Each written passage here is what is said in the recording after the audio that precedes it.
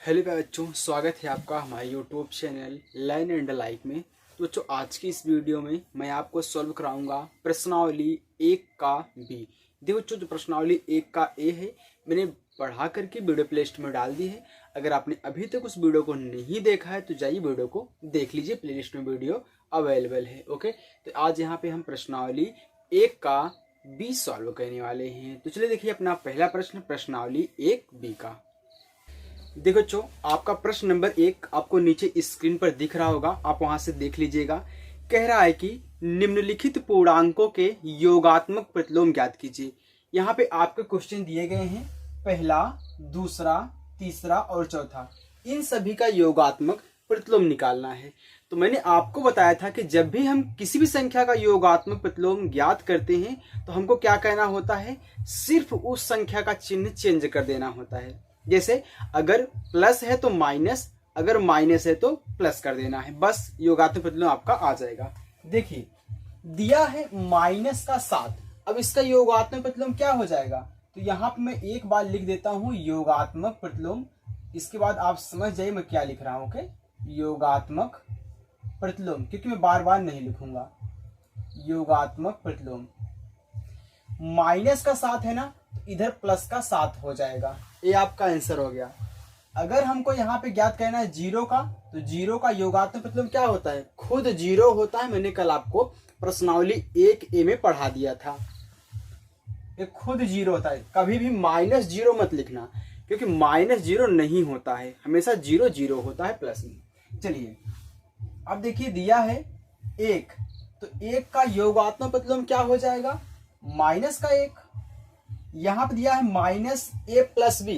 अब देखिए माइनस में दिया है ना, तो हमको इसको प्लस में कर देना है, यानी कि सिर्फ आपका यहाँ पे ए प्लस बी ऐसे लिख दो, ये आपका प्लस में हो गया। तो देखिए -7 का प्लस, जीरो का जीरो, 1 का -1 और माइनस कोष्टक में ए प्लस बी का, प्लस में कोष्टक में ए प्लस बी। ये आपके योगात्मक प्रतिलोम हो चुके हैं। ओके बच्चों, चल देखिए अब नीचे स्क्रीन पर अपना प्रश्न नंबर 2। आपका प्रश्न नंबर 2 है बच्चों, यहां मैं डाल देता हूं प्रश्न नंबर 2। कह रहा है कि वितरण नियम से 15 गुणे 32 का मान ज्ञात कीजिए, और संकेत में भी दिया है 15 गुणे 32 बराबर 15 गुणे 30 प्लस का 2 करना है। यानी कि हमको दिया है 15 गुणे 32 और इसको तोड़ दिया है किसमें, 15 गुणे 30 प्लस का 2 में, क्योंकि 32 को 30 और प्लस का 2 कर दिया, 30 2 32। अब आपको क्या कहना है, इसमें वितरण नियम लगाना है। वितरण नियम में क्या होता है कि इसका इसके साथ भी गुणा होता है, इसका इसके साथ भी गुणा होता है। तो यहां पे लिख देना, पहले मैं इसको गुणा करा लेता हूं, 15 का गुणा 30 के साथ, तो 15 गुणे 30 फिर प्लस, फिर 15 गुणा 2 के साथ, तो 15 गुणे 2। यहां पे लिख देना वितरण नियम से, वितरण नियम से।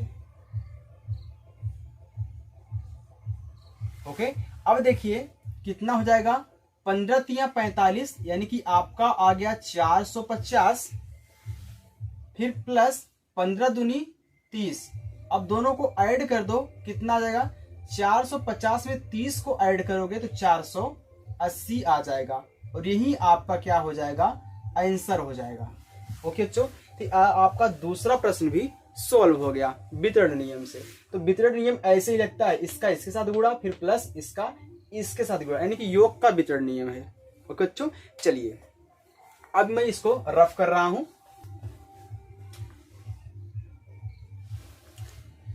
आपका प्रश्न नंबर 3 है बच्चों, नीचे स्क्रीन पर देखिए दिख रहा होगा, धन पूर्णांकों में एक उदाहरण सहित दर्शाइए कि योग की संक्रिया पर योग का वितरण नियम क्या है, असत्य है धन पूर्णांकों में।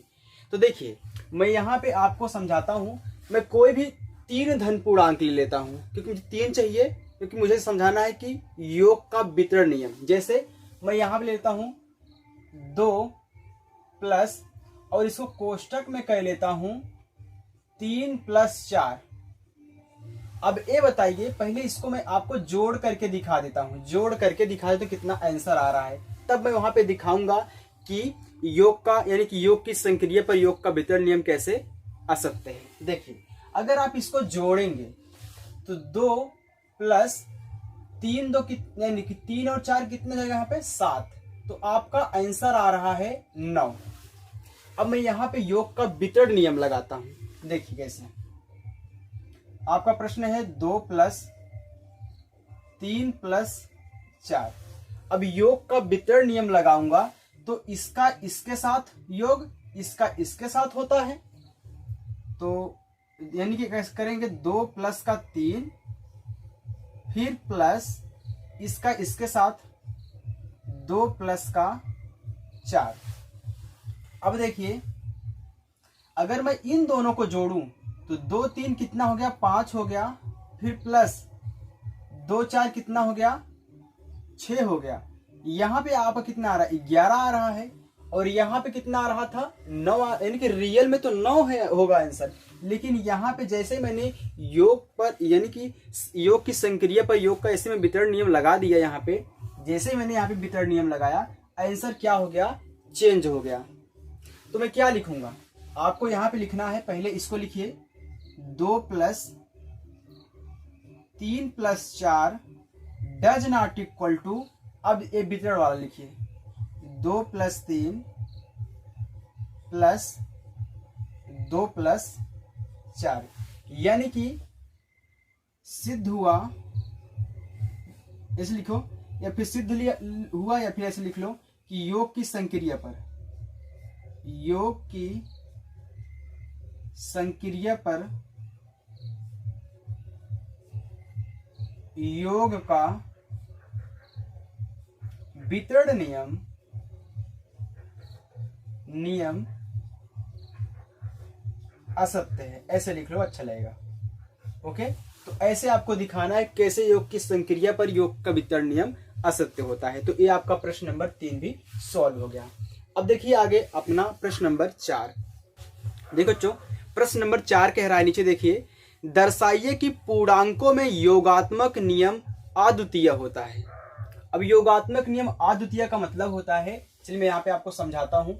जैसे आप कोई 2 पूर्णांक ले लीजिए, कोई भी आप 2 पूर्णांक ले लीजिए, मैं यहाँ पे ले लेता हूँ पहला पूर्णांक मैं ले लेता हूँ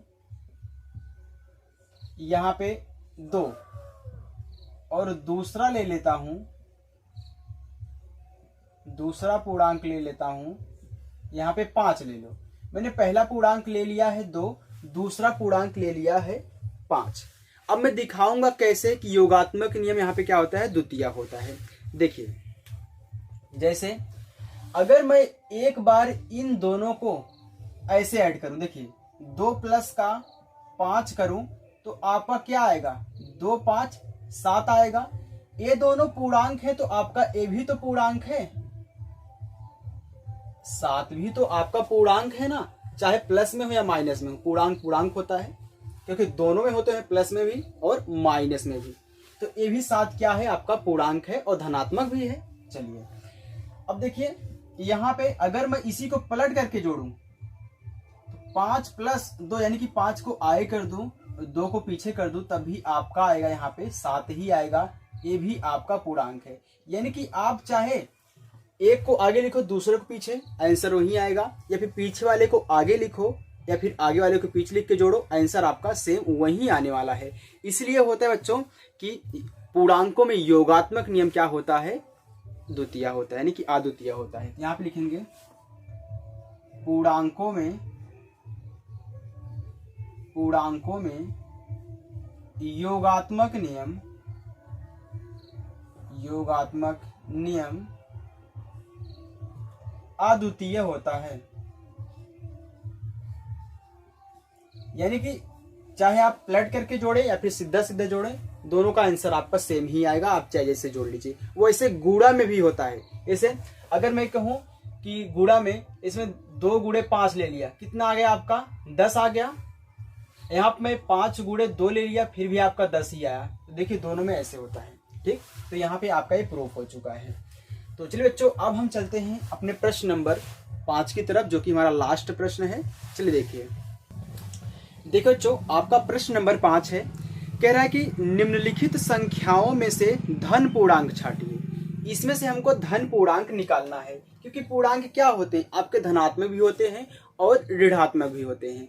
चलिए देखिए, आप यहाँ पे देखिए, हमारा पहला है, ये दूसरा है, ये तीसरा है, ये चौथा, पांचवा, छठा और सात। यहाँ पे आपके 7 क्वेश्चंस दिए गए हैं।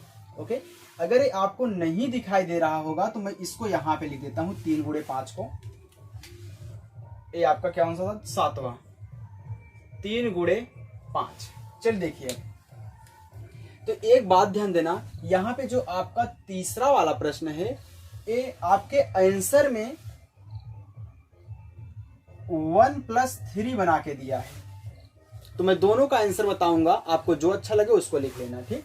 अगर आपने 1 + 3 दिया है तो आप 1 + 3 के हिसाब से चलिएगा। अगर आपको यहाँ पे 1/3 दिया है, वैसे तो जब कॉपी में 1/3 दिया है, लेकिन आंसर में लिखा है 1 + 3। ओके, अब देखिए, पहले मैं इसको लेता हूँ। आप 8 में से 6 घटाओगे तो आपका आंसर कितना आएगा, 2 आएगा। तो ये आपका क्या है, धनात्मक पूर्णांक है। अरे धनात्मक है, 2 क्या है, पूर्णांक है। तो ये आपका क्या है, धनात्मक पूर्णांक है, धनात्मक पूर्णांक। चलिए अब देखिए, आप 2 में से -5 घटाओगे तो 5 में से 2 घटेगा, क्योंकि 5 वाला बड़ा है। तो 5 में से 2 घटाओगे तो आपका आएगा 3, लेकिन चिन्ह किसका लगेगा, जो बड़ा है। ये 5 बड़ा है, 5 का चिन्ह माइनस है तो माइनस लगेगा। तो ये आपका ऋण पूर्णांक है, ये आपका धनात्मक नहीं है। तो जो धनात्मक होंगे उन्हीं को छांटना है। तो पहला यहाँ पे आपका मिल चुका है। अब बात आती है इसमें 1/3 दिया है, तो अगर मैं यहाँ पे 1/3 लूं तो जस्ट मैं यहाँ तीसरे वाले को तीसरा भी यहीं पे लिख देता हूँ, जो आपके आंसर में यहाँ पे बना के दिया है 1 + 3, और लेकिन किताब में क्या लिखा है, 1/3। तो देखिए, अगर यहाँ पे आप 1/3 करोगे तो ये आपका क्या है, पूर्णांक है नहीं। पूर्णांक भिन्न के रूप में नहीं होते, पूर्णांक ऐसे होते हैं, भिन्न के रूप में आपके नहीं होंगे। तो ध्यान देना, ये आपका पूर्णांक नहीं है, ये आपका पूर्णांक ही नहीं है। चलिए, अगर इसी की जगह पे अगर आपको 1 + 3 दिया है, अगर हम इसकी बात करें 1 + 3, तो ये बराबर होता है 4। तो ये आपका क्या है, 4 आपका धनात्मक पूर्णांक है। क्या है, धनात्मक पूर्णांक है। तो वैसे बच्चों ध्यान देना, अगर आंसर में दिया है तो 1 + 3 ही होगा, 1/3 नहीं होगा, इसको बना लीजिएगा। चलिए अब देखिए, बात करते हैं हम चौथे की। दिया है -3 गुणे -4। तो हम जानते हैं कि माइनस गुणे माइनस क्या होता है, प्लस होता है। तो प्लस में आंसर आएगा। तो 3 चौका 12, प्लस में है 12 भी, यानी कि पूर्णांक है। तो ये भी आपका क्या है, धनात्मक पूर्णांक है। चलिए आगे देखिए, 8/2। तो अभी आप कहोगे कि क्या होता है, जो हमारा पूर्णांक होता है भिन्न के रूप में नहीं होता है, ये आपका पूर्णांक नहीं है। नहीं बच्चों, ये आपका पूर्णांक है। कैसे, एक कट भी तो सकता है, 2 1 के 2, 2 चौका 8। तो आपका सिर्फ 4 लिखेगा, ना कि 4/1। वैसे तो 1 नीचे हमेशा होता है, तो आपका सिंपल आएगा कितना, 4। तो आपका 4 क्या है, धनात्मक है, तो धनात्मक पूर्णांक है।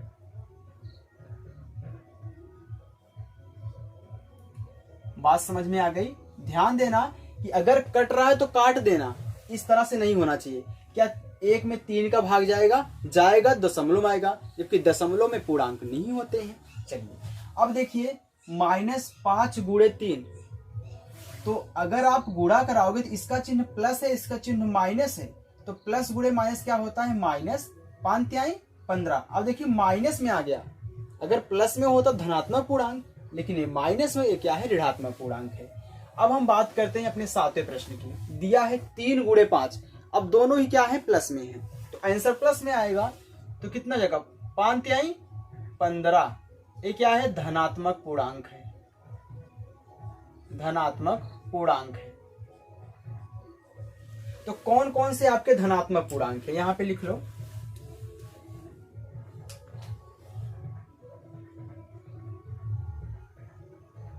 धनात्मक पूर्णांक। यहाँ पे जो आपका आंसर होगा, एक होगा 8 माइनस 6, दूसरा होगा अगर आप में प्लस है तो 1 प्लस का 3 होगा, और तीसरा यहाँ पे धनात्मक है -3 गुणे माइनस का 4, और यहाँ पे पांचवा है 8 भागे है 8 भागे 2, और आपका ये सातवां 3 गुणे 5। ये सभी आपके क्या है, धनात्मक पूर्णांक है। ओके बच्चों, तो हमें आशा है बच्चों आपको हमारी ये वीडियो पसंद आई होगी। यदि आपको हमारी वीडियो पसंद आए बच्चों, वीडियो को लाइक कर दें, अपने दोस्तों तक शेयर कर दें, और चैनल पर नए हो चैनल को सब्सक्राइब भी कर लें। आपका जो प्रश्नावली 1 का ये है, डिस्क्रिप्शन में लिंक है, उसको देख भी लेना। ओके बच्चों, चलिए मिलते हैं नेक्स्ट अगली वीडियो से दोस्तों, तब तक के लिए बाय।